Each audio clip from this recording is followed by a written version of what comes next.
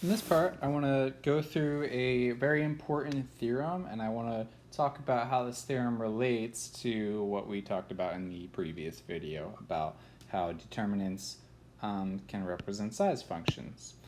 So here's the theorem. I'm saying, so there's theorem A and there's theorem B, and both of them are effectively going to say the same thing, but they're going to be worded pretty differently, basically. So theorem A says that for matrices A and B of the same size, they're both square matrices, the determinant of A times B is equal to the determinant of A times the determinant of B. And then right here I just have that notation just in shorthand using the vertical bars for determinants. So determinant distributes over multiplication. Okay, so that's cool. I should mention that should not be obvious. Maybe I'll do a quick example. So like, you might ask if the determinant of A plus B is equal to the determinant of A plus the determinant of B. That's one of our linearity properties, right? This is basically asking, is the determinant satisfying that second property of linear transformations, linear maps? And the answer is no, because you could take, let's say, well, maybe I'll scroll down a little bit and give myself a little bit more room. I could take the identity matrix and subtract the identity matrix. Is this what I want? No, I don't want to subtract the identity matrix. Let's do this. Let's do the determinant of 1, 0, 0, 1 minus 1, 0, 0, 0. Okay, so this is equal to the determinant of the matrix. So 1 minus 1 is 0, and then you have zeros over here, and then a 1 right here. So you get this determinant. Maybe I should be getting rid of those bars, but whatever, this is just shorthand. This is equal to 0. This is a singular matrix, so this determinant is equal to 0. So here, the determinant of A, maybe I should say like plus negative of this matrix. So A plus B has determinant 0, but the determinant of A plus the determinant of B is equal to 1 plus 0, which is equal to 1, and these things are not equal. So it is not true that the determinant of A plus B is equal to the determinant of A plus the determinant of B, but that does work for multiplication. Okay? All right, here's theorem B. Theorem B says the same thing as theorem A, except it relates it in terms of the size functions that we were talking about in the previous video. So any linear transformation, t from Rn to Rn, so these linear transformations can always be represented with respect to the standard bases of Rn to Rn, and whenever you have a matrix that is represented with, whenever you have a map that's represented with respect to the standard bases for Rn and Rn, then that map can just be given by that matrix multiplication. So anyway, we can just assume that our map is given by vector goes to matrix times vector. And this transformation will change the size of all boxes, any box in Rn, by the same factor, and the factor that it changes it by is whatever the determinant of A is equal to. In other words, if S is a box, for a box S that is lying in Rn, the determinant of T of S, the transformation of this box, is equal to the determinant of the matrix A times the determinant of the box S. We're reviewing the boxes being the matrix that we obtain from putting all of those vectors into a matrix. Okay, so the reason these are saying the same thing, here I'm just saying determinant distributes over products of matrices, and well, the determinant function respects multiplication is what I mean to say. And over here, I'm saying that the determinant of, well, t of s, you could just, instead of saying t of s, you could just effectively say a times s. Think of this as a times s. And then, so this is really saying that the determinant of the transformation given by a times s is equal to the determinant of a times the determinant of s. So all of these boxes change by that same factor, the determinant of a. Okay, cool. Let's talk about why this is true. I'm not going to prove the theorem B because these are really saying the same thing. I only have to prove one of these, so what I'm going to prove is theorem A. So let's prove that the determinant function respects multiplication. Okay. So proof of A. So there are some cases here.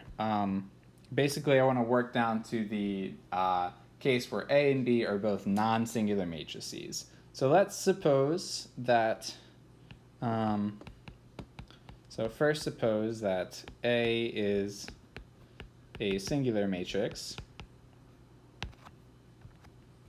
So that means that the determinant of A is equal to 0. Okay. So if A is singular, then I want to show that A times B is also singular. Well, so if A times B were not singular, so A times B were non-singular, then A times B is invertible. Right? Those are just saying the same thing. So there exists a matrix C such that A times B times C, so AB has an inverse C. Is this what I want? Yeah. Yes. Okay. Yeah. So A times B times C is equal to the identity matrix. Okay. But matrix multiplication is associative, so this is equal to A times B times C. That is still equal to the identity matrix. And now, what this is telling us is that A has an inverse. So i.e., B times C is the inverse of the matrix A. So A is invertible. And by invertible, we could also just say non-singular. But we already assumed that A is a singular matrix, so this is nonsensical. So this cannot happen. So we have run into a contradiction here. By assuming that A times B is singular, we end up proving that A is non-singular, but because we assume that A was singular at the start, that's a contradiction. Therefore, A times B must actually be singular. Okay. So this all, let me make this like red or something. So all of this is a contradiction. And, well, basically all of that work shows that if A is a singular matrix, then A times B is also singular.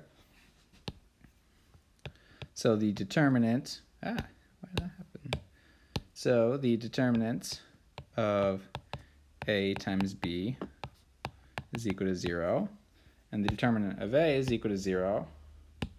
Therefore, the determinant of A times the determinant of B is equal to 0 times something, which is equal to 0, right? Whatever the determinant of b is, multiplied by 0, and that will be equal to 0. And so this is equal to the determinant of a times b. So all of these products are equal to 0. So it works for the singular case. All right, so why does it work for non-singular matrices? So now that we're done with that part of the proof, let's suppose that A and B are both non-singular. Well, okay. I'm not showing that. There's one thing I'm not showing. Maybe B were a singular matrix, but if B were a singular matrix, then A times B would also be singular, and the proof for that works out the exact same way, more or less, up to like the ordering of like where you would multiply by things. But anyway, so let's suppose that A and B are both non-singular matrices. If they are non-singular matrices, so we're looking at A times B. If they were both non-singular matrices, then you can write them both as a product of elementary matrices. I'm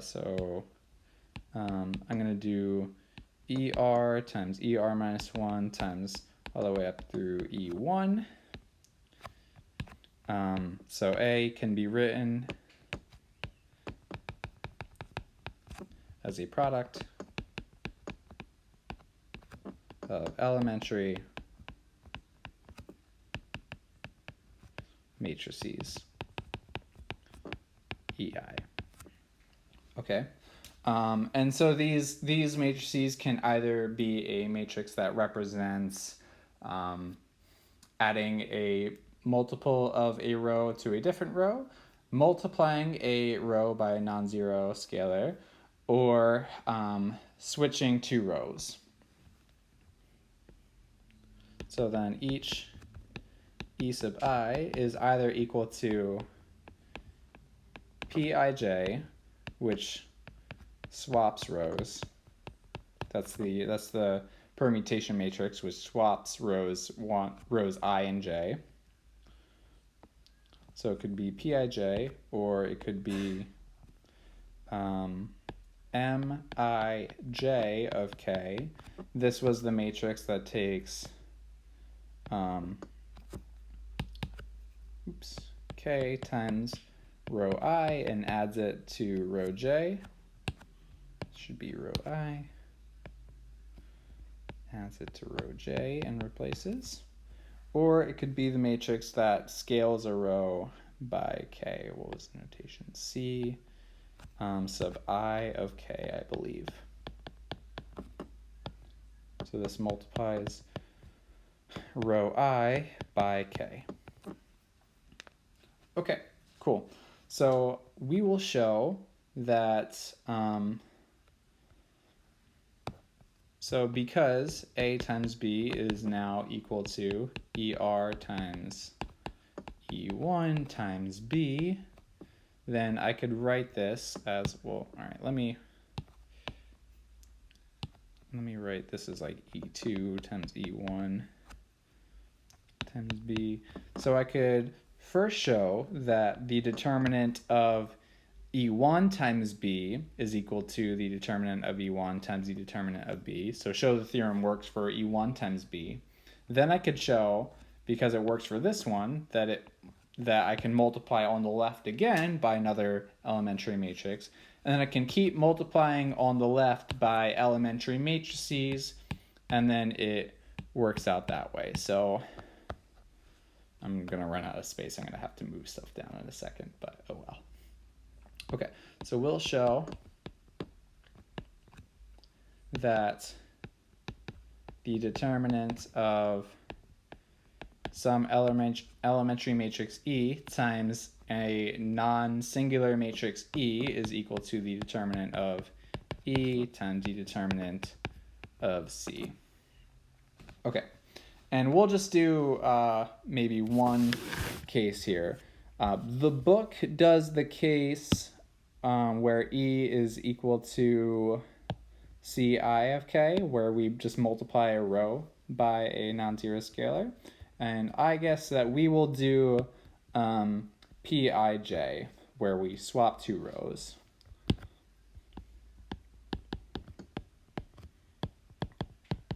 So we'll do E is equal to Pij.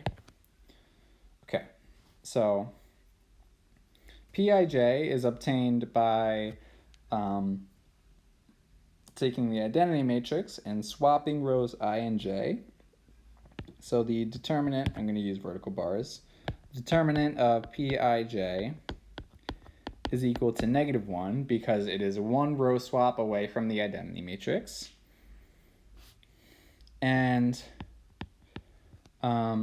if I look at Pij times C, well, this matrix right here, the resulting matrix that I get by multiplying on the left by this row swap matrix, I could obtain this matrix by starting with the matrix C and row reducing by swapping row I and row j. And we know that the determinant of the new matrix that I get by swapping two rows, let me use vertical bars so I can save space. The determinant of Pij times C is equal to negative the determinant of C. Why am I doing this? I don't know. So this is negative determinant of C. Okay, cool. And the determinant of Pij is equal to -1, and I have a -1 right here. So negative C is actually equal to the determinant of Pij times the determinant of C. So Pij times C, that determinant is equal to the determinant of Pij times the determinant of C, and it works out nicely because of that. And the way that you show it for the other matrices is largely the same. So anyway, just enough room. We will call that one there. And so here's a very useful corollary that goes along with that. So let's say that we have an invertible matrix M. This previous theorem tells us that if we want to know what the determinant of the inverse of M is actually the inverse of that determinant. So in other words, the determinant of the inverse is equal to the reciprocal of the determinant. You could say the inverse of the determinant if you're thinking of it like as the multiplicative inverse, but I'll just call it reciprocal.